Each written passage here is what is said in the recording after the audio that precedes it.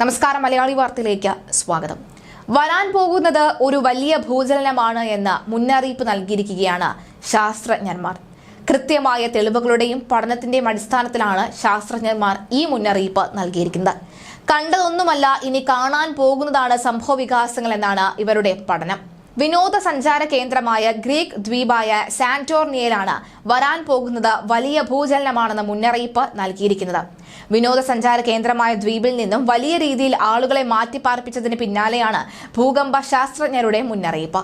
3 ദിവസത്തിനിടെ 550 ഭൂചലനങ്ങൾ ഉണ്ടായതിന് പിന്നാലെ സാന്റോർണിയയിൽ അടിയന്തരാവസ്ഥ പ്രഖ്യാപിച്ചിരുന്നു.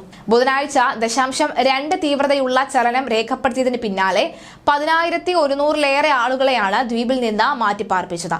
യൂറോപ്യൻ മെഡിറ്ററേനിയൻ സീസ്മോളജിക്കൽ കേന്ദ്രത്തിലെ ജനറൽ സെക്രട്ടറിയായ റെമി ബോസുവാണ് മുന്നറിയിപ്പ് നൽകിയിരിക്കുന്നത്. ദിവസങ്ങൾ അല്ലെങ്കിൽ ആഴ്ചകൾക്കുള്ളിൽ തന്നെ ദ്വീപ് നേരിടാൻ പോകുന്നത് അതിശക്തമായ ഭൂചലനമാണെന്നാണ് മുന്നറിയിപ്പ്. നിലവിൽ ഏറെക്കുറെ ഒഴിഞ്ഞ അവസ്ഥയിലാണ് സാന്റോർണി ദ്വീപ്. കഴിഞ്ഞ ആഴ്ച മുതൽ ആരംഭിച്ച ചലനങ്ങൾ ഏറ്റവും വലുതായിരുന്ന ബുധനാഴ്ചയുണ്ടായ ചലനം. ആഫ്രിക്കൻ യുറേഷ്യൻ ടെക്ടോണിക് പ്ലേറ്റുകൾ അതിരിൽ നിന്ന് കൊള്ളുന്ന ദ്വീപിൽ ചെറിയ രീതിയിലുള്ള ഭൂചലനങ്ങൾ പതിവാണ്. എന്നാൽ വളരെ ശക്തമായ ചലനങ്ങൾ ദ്വീപിൽ അപൂർവമായാണ് സംഭവിച്ചിട്ടുള്ളത്. സാന്റോർണിക്ക് പുറമെ സമീപത്തെ അമോഗസ് ദ്വീപിലും ഭൂകമ്പം സാരമായ രീതിയിൽ പ്രകമ്പനം സൃഷ്ടിച്ചിരുന്നു. അസാധാരണമായ രീതിയിലുള്ള ഭൂകമ്പങ്ങളുടെ ശ്രേണിയാണ് മേഖലയിലുള്ള ഉണ്ടാകുന്നത് എന്നാണ് റെമി ബോസും വിശദമാക്കുന്നത്. സാധാരണയിൽ നിന്ന് ഒരു പ്രധാന ചലനത്തിന് പിന്നാലെ ചെറുചലനങ്ങൾ ഉണ്ടാവുകയും അവയുടെ പ്രഭാവം കുറയുന്നതുമാണ് പതിവ്. എന്നാൽ സാന്റോർണിയയിൽ ഈ തുടർചലനങ്ങൾ കൂടുതൽ ശക്തി പ്രാപിക്കുകയാണ് ചെയ്യുന്നത്.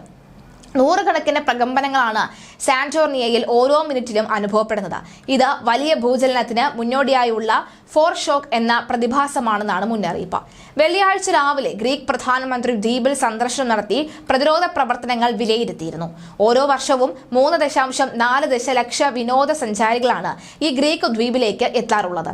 സാന്റോർണി ദ്വീപിനും 25 കിലോമീറ്റർ അകലെയാണ് നിലവിലെ പ്രകമ്പനങ്ങളുടെ പ്രഭവ കേന്ദ്രമെന്നാണ് റെമി ബോസു വിശദമാക്കുന്നത്.